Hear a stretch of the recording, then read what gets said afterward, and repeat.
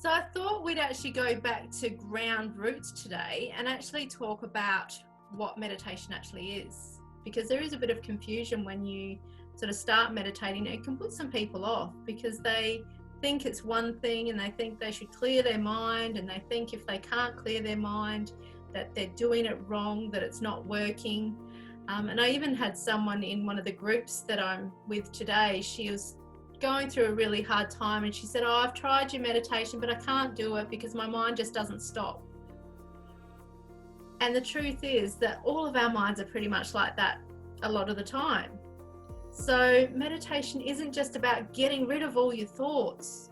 It's more about just allowing your mind to quieten a bit, to come to a bit of stillness, and to just find that place where you can kind of let that thought stream just go, and then divert your attention to a focus every once in a while as it does drift away.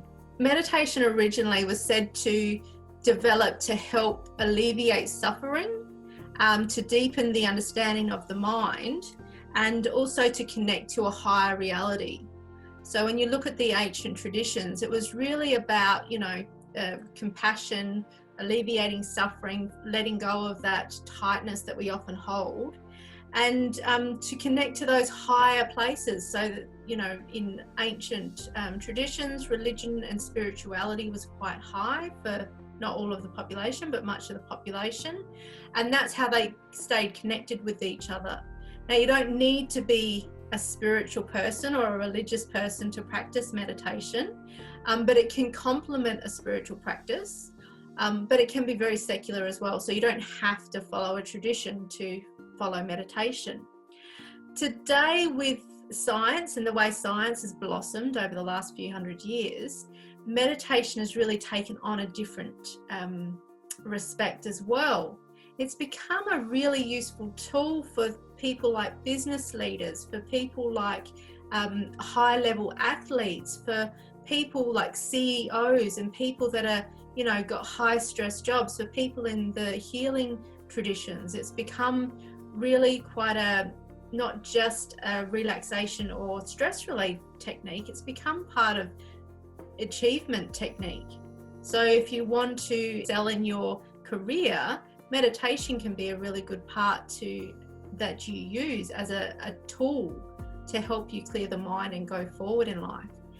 So it's not, these days, it's not just about connecting and, alleviating suffering. It is about learning the mind so that you can create a life that you want, and that you can have the confidence and the coping skills to be able to navigate through the stresses of our modern life. So these days you can improve performance. It's great for personal growth, achieving optimal health. So, these days a lot of doctors are recommending it as a complementary practice to maybe medications or other treatments, and it can help actually with the healing process.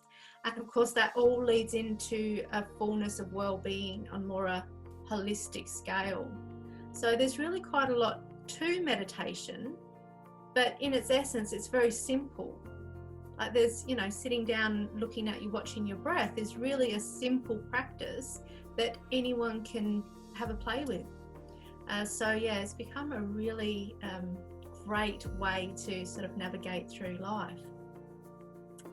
So meditation in itself is an exercise for your mind. So if you consider that almost like when you work out through your body and exercise your body, meditation is like exercise for your mind. And in some yoga practices, they call it mental house cleaning or housekeeping. It's kind of like you're dusting the room of your mind, or you're sweeping out the stuff and letting it all settle. So if you look at it as an exercise of mental housekeeping, it can give you kind of a it's not a chore, but it's something that you can habitualize in your day, like brushing your teeth. Brushing your teeth's not really a chore, it's something that you always feel better afterwards. So meditation can be seen as a little good well-being habit, like brushing your teeth.